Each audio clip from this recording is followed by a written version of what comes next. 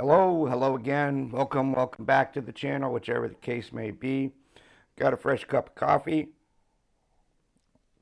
Going to talk about Bluetooth controllers on some retro computers and how you can hook them up nowadays. If you're of the sort of vintage that I am, you probably grew up with this thing. One of the first, well, actually, this is like the third game system. The first game system I had was a Bally Entertainment System. I think they changed the name eventually, but Dad got one of those somehow in the late 70s, and I started on the Bally Entertainment System that had sort of the paddle controller on it with Pong. And I think we then went, if I remember right, then we went to the Atari 2600, which, all of us will recognize this thing from that vintage. It was controller. It worked. I never did like it, to be honest. Still don't like it. But as I started getting back into retro computing and some gaming on there, this, of course, is the one that everybody sort of comes back to, at least of my sort of generation. What's interesting is there's some replacement nowadays. So I tried one of these, which this is actually a nice controller version. It's the buttons, it's got two on it instead of one, so you can do left or right-handed or use different buttons. And it's a pretty decent little controller.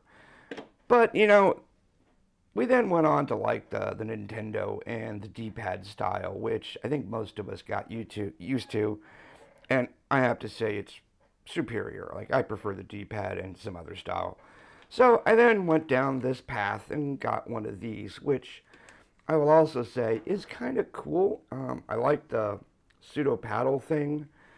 I can't remember who makes these, but this one, it plugs into the 9-pin, same style Atari joystick. And this is actually nice, but this one works on my Atari 800 decently well. But when I put it in my Commodore 64, like the return key doesn't work. It does some weird stuff there. So at the same time, it's just not what I liked or what I wanted. What I wanted was to be able to use this. And in this case, it's an 8-bit do. Let's see if I can get a picture of it. SN30 Pro. I really like this as a controller. It does what I want. So I did a search, and it turns out there is an open source project for this. Shocking, I know. Nowadays, it's great having all this stuff available. But I ran across the hardware and the software. And it looks like it originally started out as what's called the Unijoysticle board. And that is this board right here. And I've built some of them. There are versions the author sells on his Tindy store as well. So you can buy them on Tindy, or you can build a board on your own. The idea is this is Bluetooth, and that's where the software comes in that you run on it. It's an ESP32 based device running the software that services this called BluePad32. I made a few of these up. This was kind of my first one, and it works quite well, actually. So that's kind of the overall. In these videos, this is going to be a few of them. I will show how to build this version of the board, which is just sort of a stock C64 version. I did notice there's no videos on how to build the board, how to build the software, build meaning like compile and install the firmware, set up the development environment on Windows or Mac. There's nothing on that, so I'm going to make some content to show people how to set up the environment and how to use it, build it, and get it working on probably 2 or 3 different computers. Definitely the C64. Probably try it on the Atari. A little bit different on the ports, but I have a cable I made, and I'll show you how to make a cable to sort of hack around some of this stuff, and then show it on the Naboo. I don't know if this is going to end up as multiple videos or one long video. We'll see. But that's kind of where we're at, and stick around. You'll learn something. Take care. All right, this is the third time I've tried to make this video. Hopefully I'll make it through it this time. What we're talking about here is the Unijoysticle2. It is a wireless Bluetooth joystick gamepad controller board for multiple retro computers. In this case, I'm going to be talking about the Commodore 64 version, but there's also other ones. Where do you start? So start with just Google for Unijoysticle2, and you'll land here on this particular site, and this kind of goes over it. I'm going to go through the board, where you can get one, or how you can build one like I did in this case. I bought a couple anyways. Well, I bought one for my Atari. As soon as one comes available for the Commodore, I'll buy one of those too. But in the interim, I wanted to build one, and I also want to modify one to work with the Naboo, which it does work with, by the way. But I digress. Anyways, here's the board. And you can kind of see down here in the insert, this is the one we're going to be working on today. It's the 2. And there's like a 2 Plus and some other ones, which I'll kind of show you here as well. So YouTube video from the creator. And I'll add, if you can just buy them, they're like 30 something dollars. I think it was $43 with shipping to get to me. So if you can buy one, just buy one from the maker on their Tindy store, because support the person. But as you can see here, there's 3 of them that are listed, for the Atari 800 or the Commodore 64 or the Amiga 500. I'll add it supports the wireless Bluetooth stuff, but it also supports mice, which is interesting. You can see there's a whole bunch of supported controllers on the list. I'm using this 8-bit do SN30 Pro, which I really adore this remote because it's a lot like the Super Nintendo, which is my personal favorite. Supported computers, you can add, I think the MSX works, and I know the Naboo works, but it has some idiosyncrasies that I got to work on. First place you want to start, kind of, if you want to see what it's about, is go to the user guide here, which you should probably read over anyways and sort of come back to it.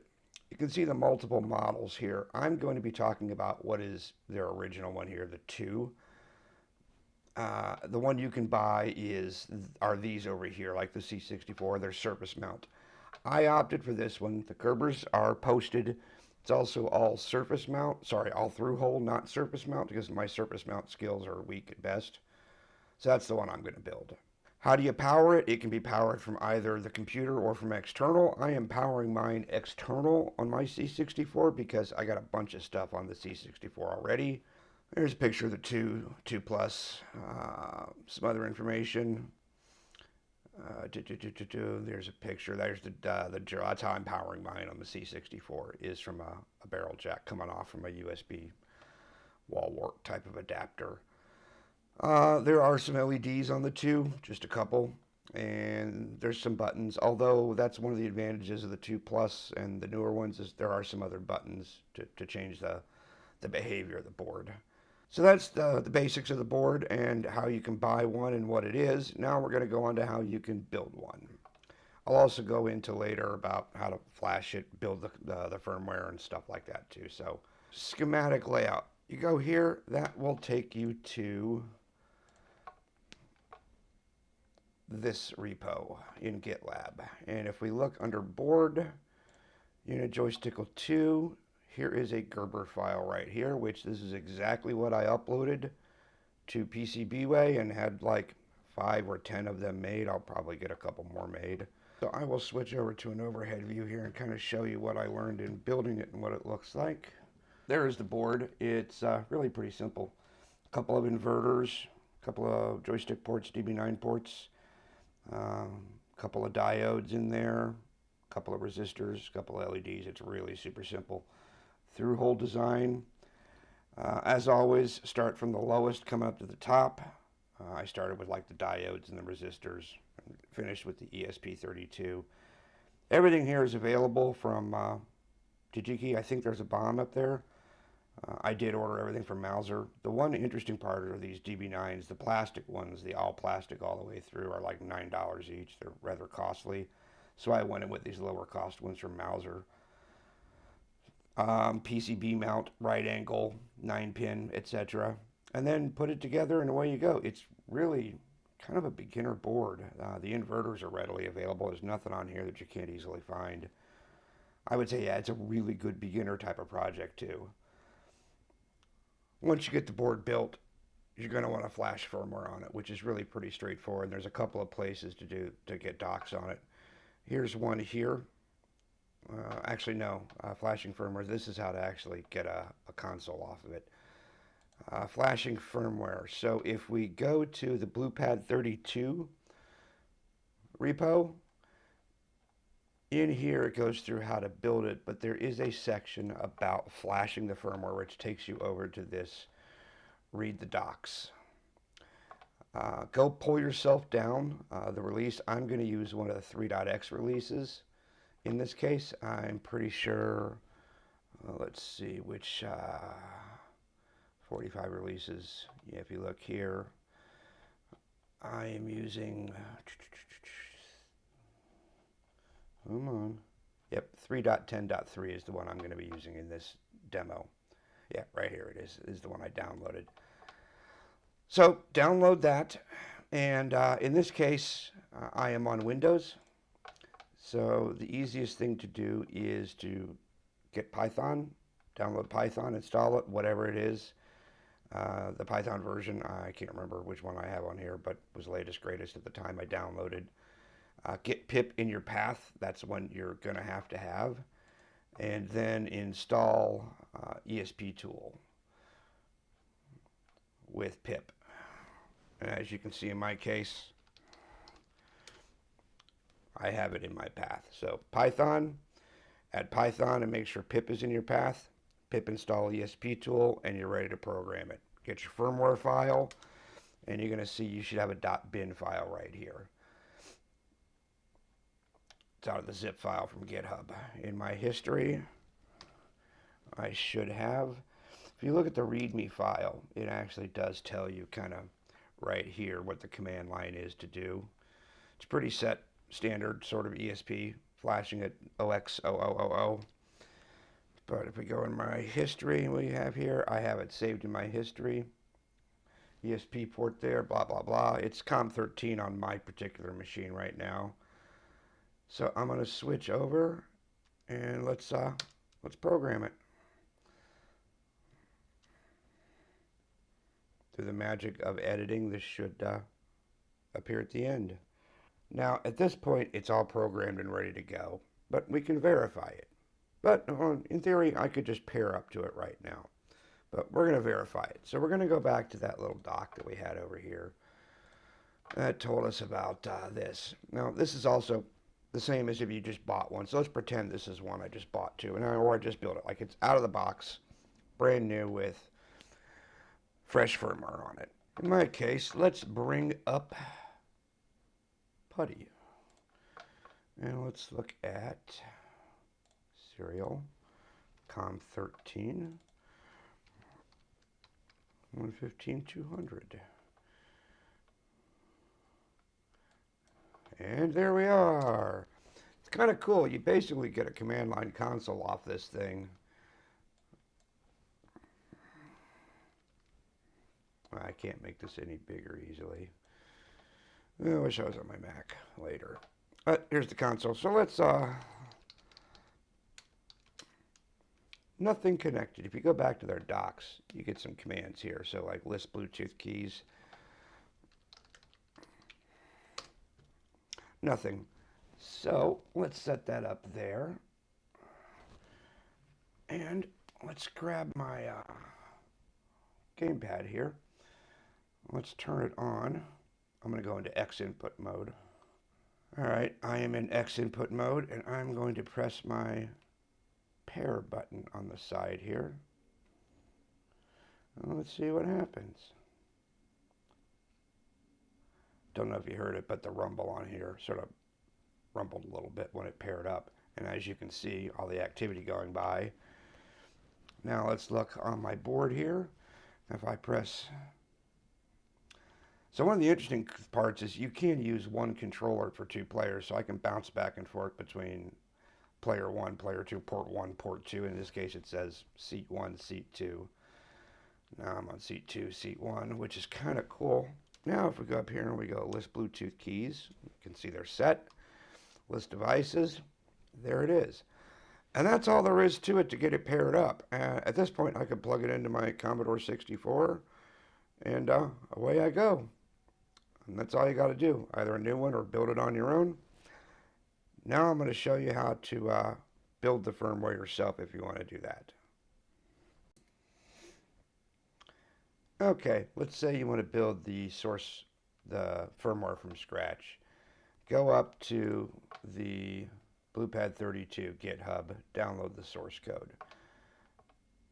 You should already have Python installed. if you don't install that. What I'm going to use to build is the ESP IDF tools installer, well, the IDF tools.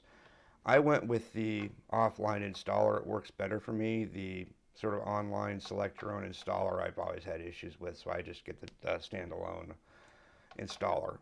What that gives you at the end is these ESP IDF command line shells are set up with an environment that has pretty much everything in the path already. So you run that, open it up. Oops, wrong one. Here. So here is an IDF. You can see by the command line up there. That is an ESP IDF development environment. And I'm in the BluePad32 directory. One thing you have to do before you build, so find developer's notes, you have to integrate the Bluetooth stack into it. So if you CD into the external PT stack port ESP32, this is in the developer notes on the read the docs. Set this and run integrate btstack.py. I haven't read on what it does, but it obviously connects the Bluetooth stack into the rest of the environment. At that point, you can go into the source directory and essentially, let's see what's in my history. Let's go up. We'll do idf.py and then flash. Actually, let's do idf.py build first.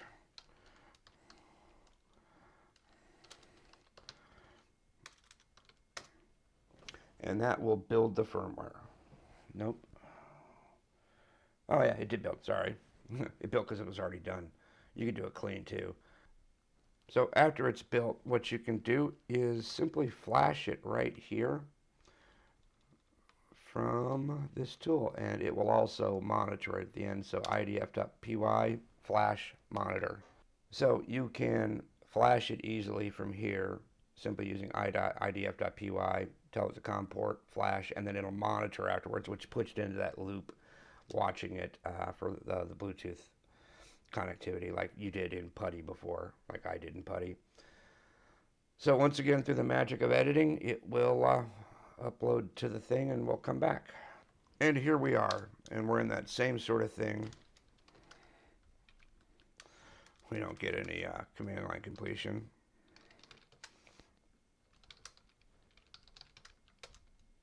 I have nothing connected.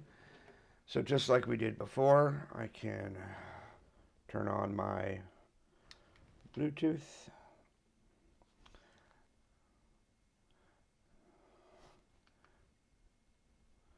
And it immediately paired with it.